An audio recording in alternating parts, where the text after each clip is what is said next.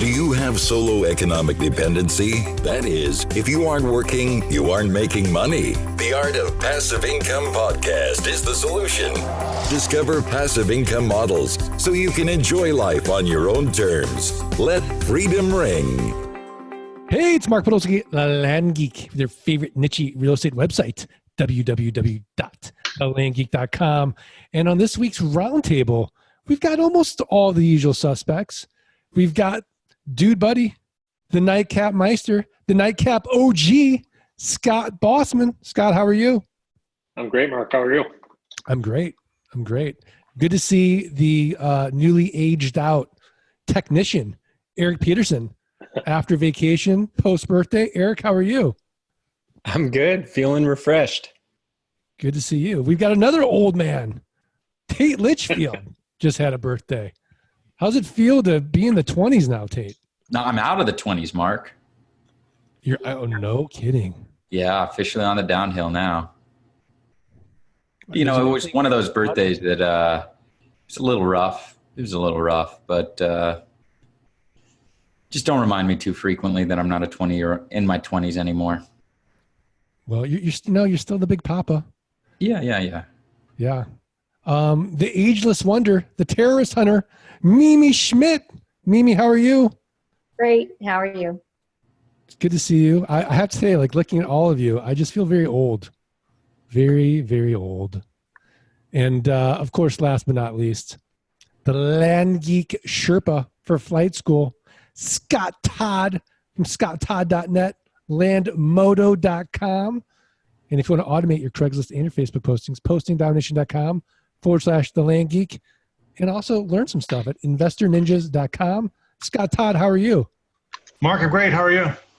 I'm great. Before we start our roundtable, I just want to say that by the time this goes out, we have already completed our Vegas boot camp, which is really exciting. But if you have not signed up yet for the Phoenix Scottsdale boot camp, go to landgeek.com/boot camp and start making your plans for October. Be the early bird. Get the worm, right? For sure. Also, if you want to start learning more about flight school for filling up fast, go to thelandgeek.com/training, schedule a call with the dude buddy himself or the Zen master, Mike Zano. So today's topic is a really interesting one.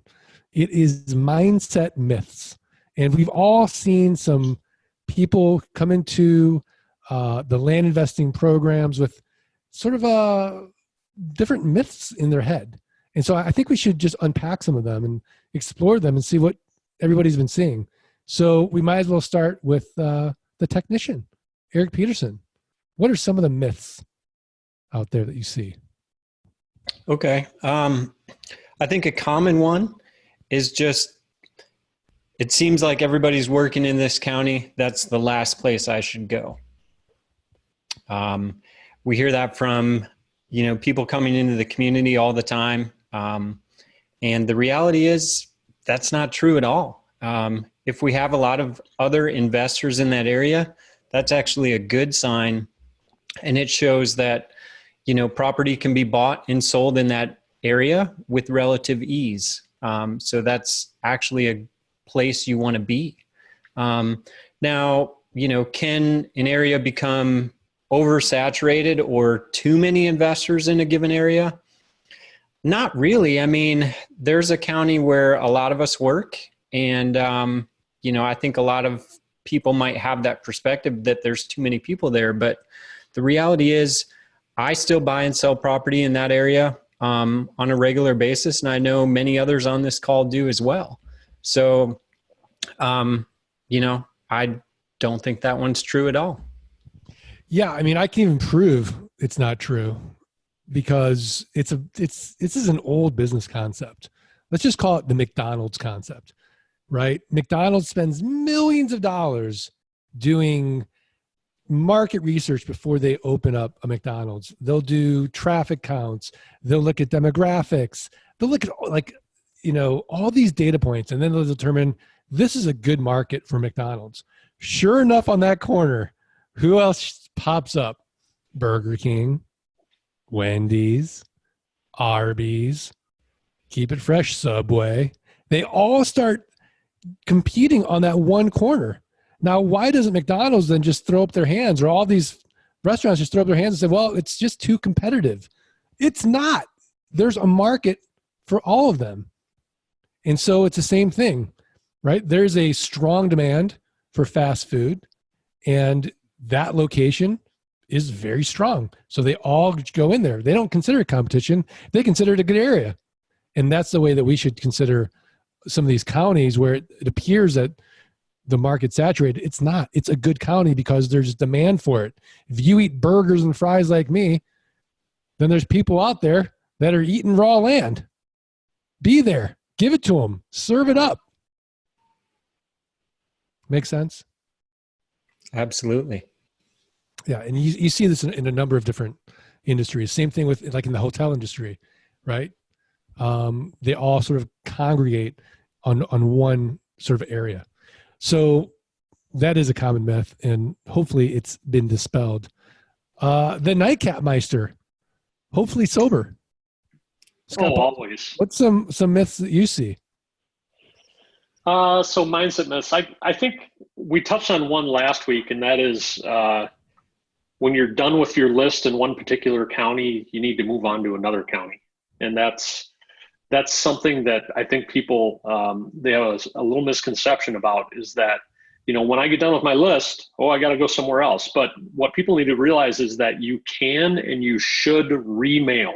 You should remail every 90 days, and you should keep showing up in those people's mailbox, because you might hit them on the right day, especially if it's in an area where there's a good market, like Erik was mentioning. So I think that is one of the mindset shifts that many of us have to make when we first start this business, is that, when we're doing deals in one area, there's no need to move on quickly, because these counties are vast.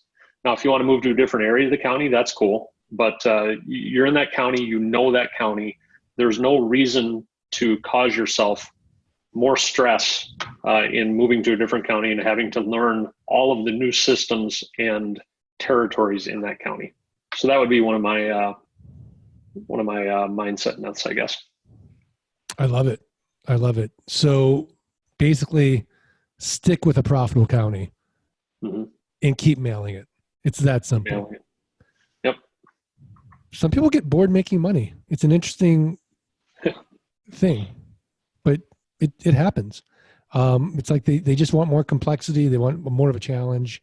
I get it. We all do, but keep making money, and then, maybe take up yoga, right? That's a challenge. Right. So, and do that. The terrorist hunter, Mimi Schmidt. What are some of the myths that you see? I noticed that people who are new or beginning in the industry don't realize how many ads they have to put out to have sales and consistent sales. And Erik's talked about this a lot. I'll have coaching students, they'll put one Facebook ad out. They'll put the 3 properties that they own, they'll list them on Landmodo, and they'll just be learning to put ads on Craigslist, and they'll be so stressed out that they haven't had a sale yet. They don't understand that you have to have so many leads, so many more leads. When you get to where you have more leads than you can manage, where you're struggling to manage all your leads, and there's this momentum that's being created, right? Because if you have 10 ads posted one day, the second day you'll have 20, the third day you'll have 30, right? So after 45 days, which is how long most Craigslist markets will hold your ad, you can imagine the number of ads that you've got out there and the momentum that's building. And that's when you start to see things really pop, is when all those ads are up. I think that's a big one for most people. Yeah, I mean, it's always more ads than you think. And we talk about this a lot at boot camp, having that Geico mindset, right? You don't have to be $1 billion company, but you got to show up consistently to the point where that 15 minutes might save you. And we all know the answer to that, right? Because it's just been drilled in our head so many times. That's a really, really good point. Tate Litchfield. So mine's Mine's one that I see frequently too. It's this idea that I don't need a VA. I can just do this on my own, right? People assume that they're not going to get burned out, and they love this, and they're so excited about doing every aspect of the business. And before they hire somebody to do a task or a job or take responsibility on something, they need to be an expert for this. And, it's just a backwards way of thinking. You can't do it all. If you do it all on your own, you're going to last, a handful of months. And even the success that you have is not going to be enough to keep you focused. You need help. And it goes back to this idea that you're running a business here. You're not playing business. And so my advice is hire fast, fire fast. You don't need to have the most skilled VA in the world doing a job for you. In fact, you're probably going to go through a few different VAs until you find the one that you really get on with. And once you do that, expand, go to the next task, check the next box. But you always have to be looking to bring on, support, right? I guess that's what a VA is. It's your support team. It's your armor. It's your backbone, right? These are the people that help you reach your end goal. So don't think that you can do it all on your own, because I've seen too many people do it and they just burn out, and they take 6 months off, and then they come back and they have great success, and then they're gone again. Yeah. The whole point of doing all this is to make money in your sleep. And if you're doing all the work, you're basically nullifying the whole promise of the passive income model with no renters, rehabs, or renovations, or rodents. We take this simple model, we build this machine, you make money in your sleep, you have true wealth, you have true freedom. You don't have to get up like, Scott Bossman used to do and have to be somewhere at a certain time to meet a client. That's wealth. That's freedom. But if you're doing all the work, you just create another job for yourself. I don't get it. You know what would be great, Tate? I'll be honest with you. It would be great. What? If I could just look over your shoulder and just watch how you work. You wouldn't believe how many people want to do that, Mark. I wish there was something out there that I could just watch and just see, and then I don't have to think about it, and it would be amazing. I don't know how much that would be worth, but I wish someone would. Oh, wait, we did create it. If you go to landgeek.com/lots, LOTS, look over Tate's shoulder, you can watch how he works. And guess what? He ain't scrubbing the list. So just do that. Mark, they even get a chance to look at kind of the reports that the team sends in every week. So I can compare the numbers and analyze the business from a high level, from the level of what Scott and you have taught me, the CEO, right? I'm looking down and seeing where the growth is, where the problems are. It's pretty cool. Yeah, absolutely. Absolutely. So Scott, Todd, we've given you the biggest challenge because we've already talked about a lot of myths. So you can't reduplicate the ad myth or the county myth or the VA myth or can I just switch counties when my list is done myth? You got to come up with a new myth. Wow. I was going to use all of those. Like everybody kept stealing mine, believe it or not. That's why I saved it for last. Yeah. Okay. So mine is probably financially related, right? Like people enter this, I think, with very high hopes, like being too optimistic, if you will. And like, I'm all about high goals, right? Like I want to achieve big goals. However, when someone thinks like, okay, well, in my first 90 days, I'm going to have $1,500 of passive income or, $2,000 of passive income. That's a stretch. It really is a stretch, right? Like it's hard. It's a hard number to get to. It doesn't sound that hard, but it is. And it's because you've got to build the infrastructure of your company. You got to start somewhere, like you're not going to hit the ground running. And I don't care if you're a real estate investor already, you're learning something new. You've got to build the pipeline. Mimi said it. You got to build the pipeline of your ads. You got to build the pipeline of your mailings, right? Like it's not about, hey, my mailings came in today, or I mailed them today, so within the next 7 days, I'm going to have offers. It's 4 to 6 weeks. And even some of the coaches on this call would tell me I'm crazy that it's, longer than that, 6 to 8 weeks. So I always say 4 to 6 weeks. So you've got the first 2 months of your business, like just getting the well going, the pump going, right? And then you're going to start buying the properties. Well, you got to learn how to sell them. Okay. Like you really need to learn to sell them. Mimi said it. You got to put a lot of ads out there. You got to find your voice. You got to find the things that will launch you, but you need to hit the bag at every single level. You got to hit the mailing and the market, and it doesn't stop. It is a fight. And I think realistically, could you have $10,000 of passive income in your first month? That might be a stretch, right? That's a nice number. It's a stretch goal. Could you easily do, 6 to 10, 6 to 8, maybe? Like that's an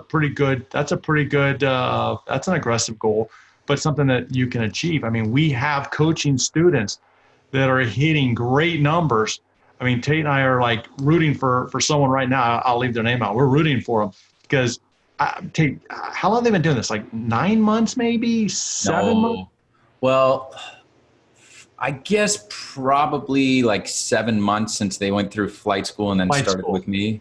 Yeah, probably 7, 8 months.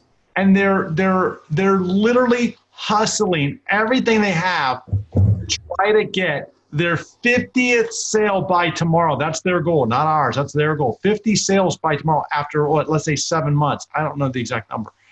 They got a countdown going, Scott.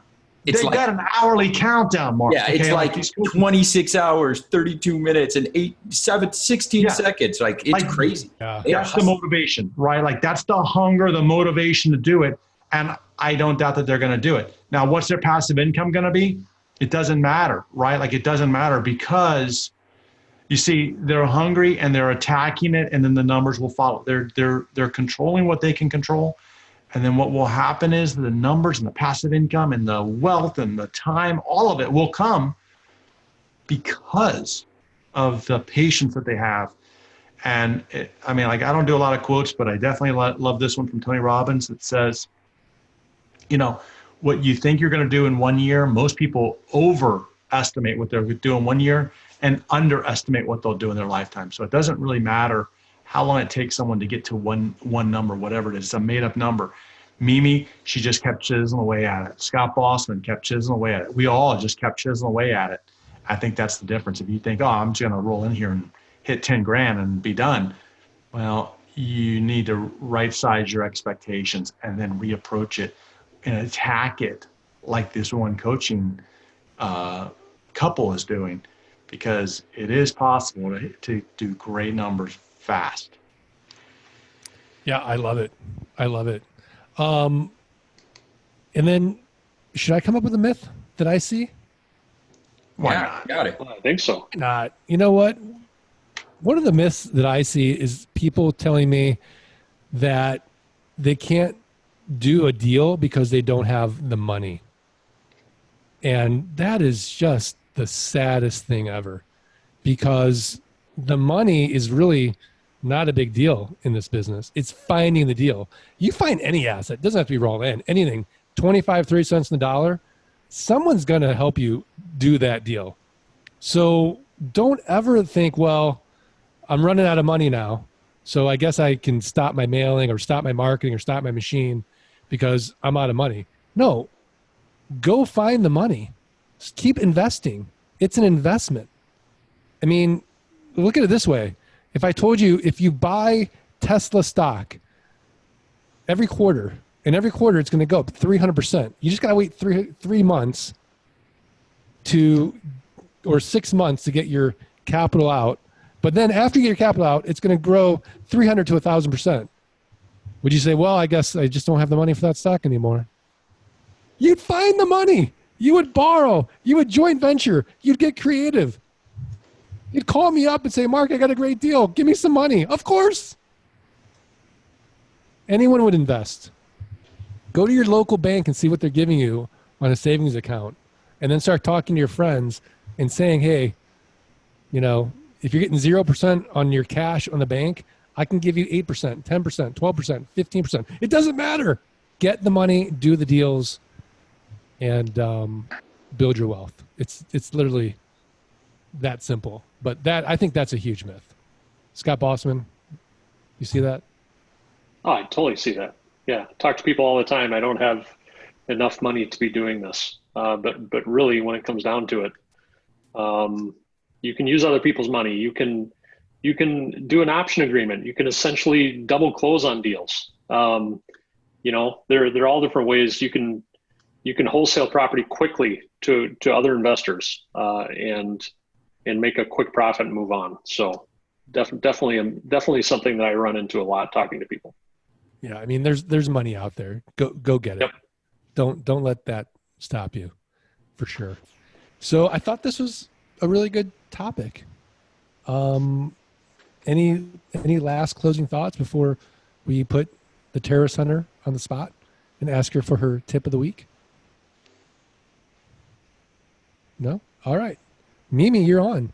A website, a resource, a book, something actionable for the Art of Passive Income listeners to go improve their businesses, improve their lives. What have you got? So it's just a website. It's called alltrails.com, and you can use it for a couple things. To build your hiking avatar. I also, in Trello, on the left side, in the first column, I have a list of links, important links. And so I have about 10, 20 links for my ad copywriters to go and find out about areas to help them write new and creative ads. So this is an ad that they have that they can go find out about the area.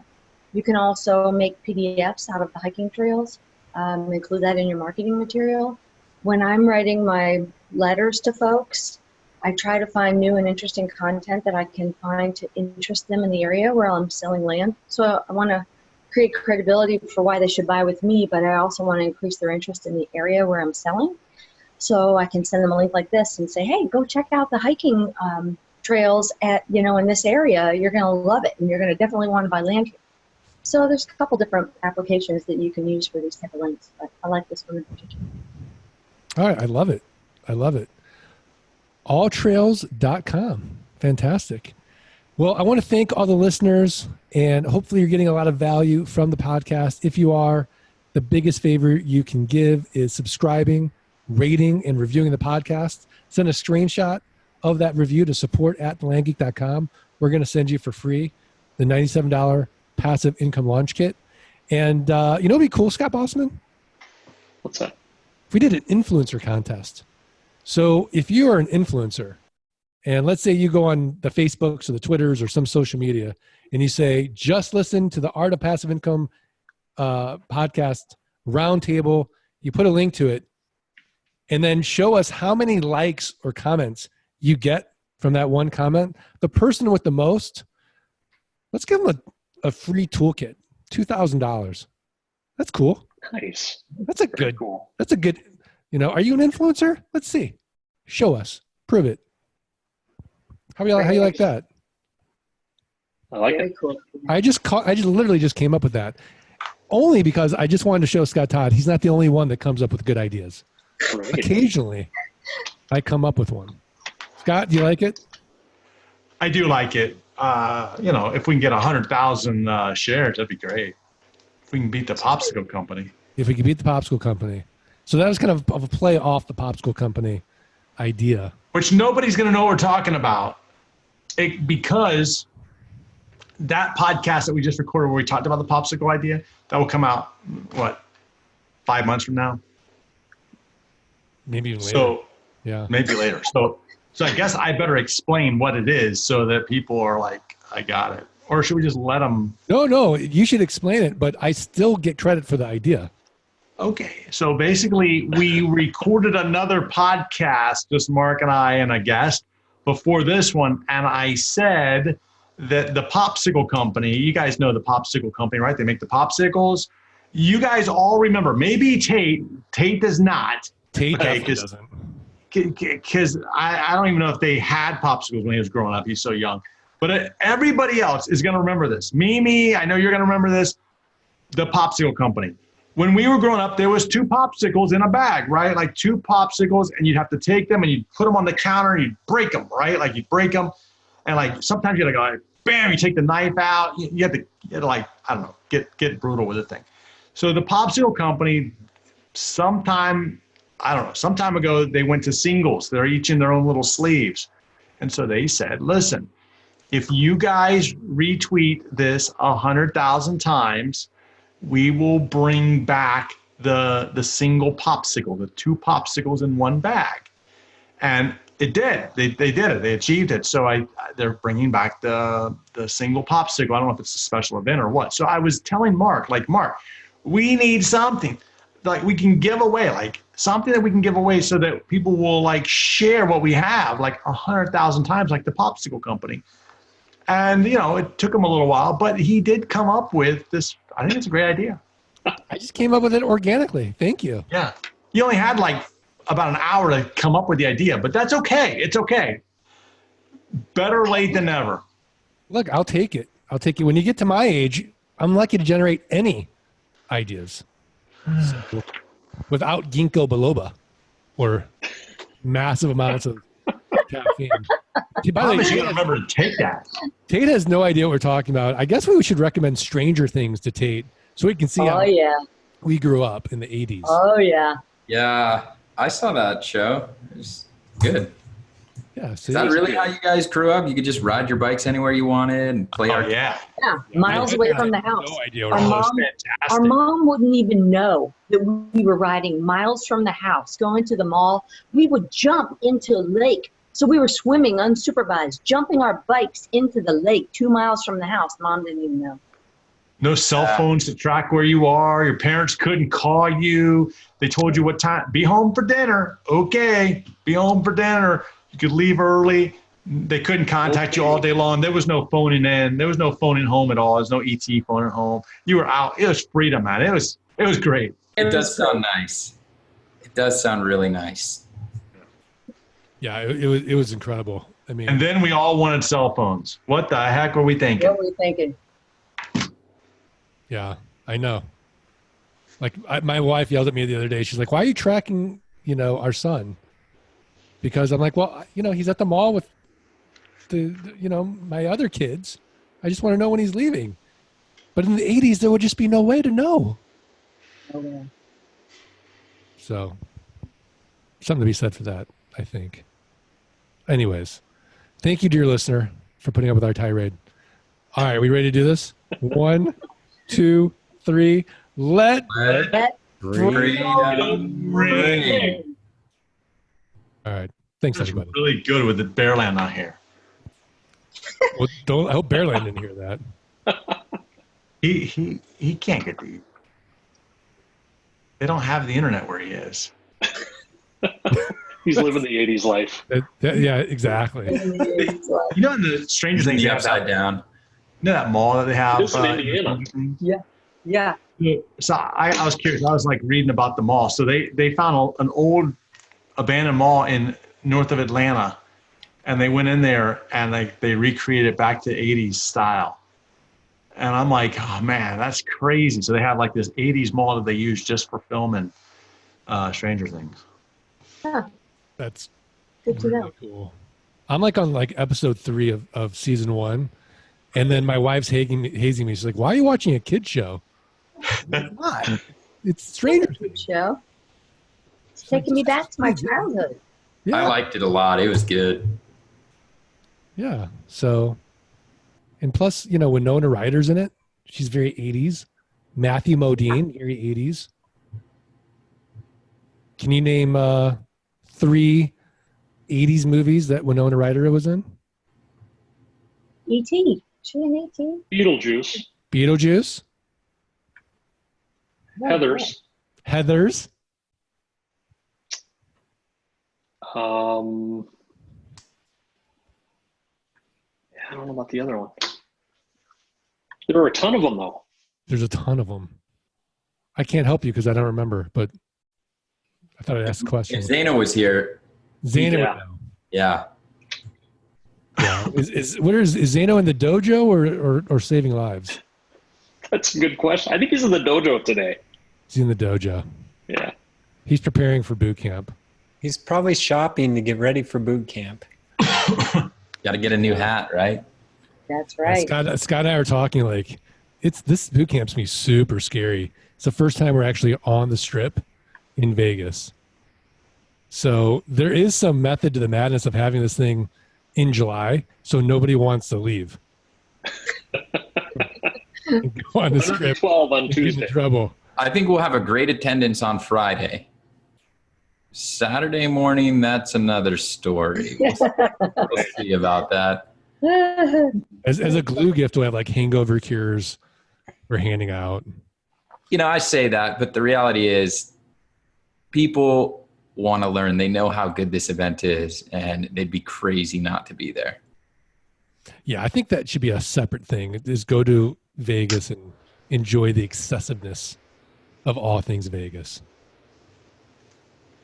What you do is you go to Vegas, you learn, you go create the passive income that will pay for your trip back. So like you set a goal, like, man, when I get $2,000 of passive income, I'm going to take that $2,000. I'm going to go to Vegas and I'm going to have me a great weekend. I'm going to go stalk Tate. We're going to ride on a bike with Tate. Going to go to lunch with Tate. Everything Tate. It's all going to be Tate. And then, see, Tate doesn't know what to say. He's speechless. He can't wait. I just can't believe. Factory with Tate. I was going to say Cheesecake Factory. Yeah. Cake Factory. You know, if you guys need Tate's phone number, let me know. The largest pasta dish of your life with Tate after a bike ride and a donut. Tate just does not Looking know over how Tate's that shoulder reacts. in reality. You can look over live looking over Tate's shoulder. They'd be bored. Reality show. Well, you say that, but you know, Nah, they'd be bored. changing diapers. Ugh. I can see your wife saying like, Tate, who is that following you? Well, Scott put out this thing in a podcast. this challenge, you know. Listen, it's not Throng real. of people. It's not real. It's a fake contest. So don't go do it. I'll let Tate off the hook. Yeah, because I was just about to put you on the hook too. Oh no, I'm getting off the hook right now. All This right, podcast needs that's to it. That's a wrap, everybody. We'll talk to All you right. later. Listen, thanks for everybody. Listen to the podcast and our bonus at the end. We appreciate it. Please don't stalk Tate. If you want to really stalk him virtually, thelandgeek.com/lots. It's that simple. Make some money doing it. All right. Thanks, everybody. Thanks for listening to the Art of Passive Income podcast. Start your journey at www.thelandgeek.com and www.scotttodd.net. Rate and review the podcast and email support@thelandgeek.com. Your screenshot for a free passive income launch kit.